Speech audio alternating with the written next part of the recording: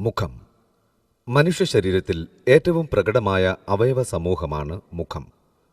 നമ്മൾ ഒരാളെക്കുറിച്ച് ഓർക്കുന്നത് തന്നെ മുഖം എന്ന മാധ്യമത്തിലൂടെയാണ്. ആളിന്റെ വ്യക്തിത്വം ഏറ്റവും കൂടുതൽ പ്രതിഫലിക്കപ്പെടുന്നത് മുഖത്തിലൂടെയാണ്. നിയാമക ഘടകം കൂടിയാണ് മുഖം. വികാരവിചാരങ്ങൾ ആദ്യം പുറത്താവുന്നത് മുഖത്തിലൂടെയാണ്. വാക്കുകളില്ലാതെ തന്നെ വികാരങ്ങൾ പ്രകടിപ്പിക്കുവാൻ മുഖത്തിന് കഴിയും. വാചാലമായ മൗനം മുഖത്തിന്റെ ഭാവപ്രകടനമത്രേ. വ്യക്തിയും ബാഹ്യലോകവുമായുള്ള ബന്ധവും സംവേദനവും നിലനിർത്തുന്ന പഞ്ചേന്ദ്രിയങ്ങളുടെ ഇരിപ്പിടമാണ് മുഖം.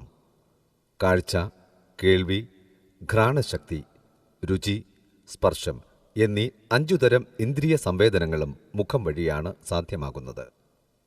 മുഖം മനസ്സിന്റെ കണ്ണാടി എന്ന ചൊല്ല് വളരെ അർത്ഥവത്തും ഒരു കാലത്തും പ്രസക്തിയും പുതുമയും നഷ്ടപ്പെടാത്തതുമാണ്. മനുഷ്യ മനസ്സിന്റെ ഏതൊരു ഭാവവും പ്രതിഫലിച്ചു കാണുന്നത് മുഖത്താണ്. അതിനാൽ തന്നെ മുഖം മറ്റേതൊരു ശരീരഭാഗത്തെക്കാളും പ്രാധാന്യമർഹിക്കുന്നു. ശരീരഘടനയിൽ മുഖമാണ് ഒരു മനുഷ്യന്റെ വ്യക്തിത്വം, അതായത് ഒരാളെ മറ്റൊരാളിൽ നിന്നും വ്യത്യസ്തനാക്കുന്നത്.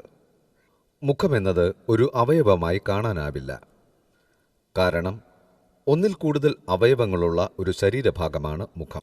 മുഖത്തിന് അഴകേകുന്നവയാണ് കണ്ണുകൾ, പുരികം, മൂക്ക്, ചുണ്ടുകൾ, കവിൾത്തടങ്ങൾ, താടി, നെറ്റി എന്നിവ. ഇവയുടെ കൂട്ടത്തിൽ പല്ലുകൾ കൂടി വേണമെങ്കിൽ നമുക്ക് കണക്കാക്കാം. ഇവയിൽ ഓരോന്നും വളരെയധികം പ്രാധാന്യമർഹിക്കുന്നു.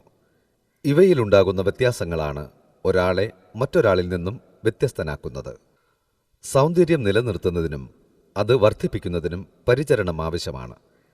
ചിട്ടയായ രീതിയിലും ശ്രദ്ധയോടും കൂടിയ പ്രവർത്തനങ്ങളിലൂടെ സൗന്ദര്യം സംരക്ഷിക്കാനാകും. എക്കാലത്തും മനുഷ്യരിൽ, പ്രത്യേകിച്ചും സ്ത്രീകൾക്കിടയിൽ പരമപ്രധാനമായ ഒന്നാണ് സൗന്ദര്യ സംരക്ഷണം. ശരീരത്തിന്റെ ഓരോ ഭാഗവും അതിൻ്റേതായ രീതിയിൽ പ്രാധാന്യമർഹിക്കുന്നു.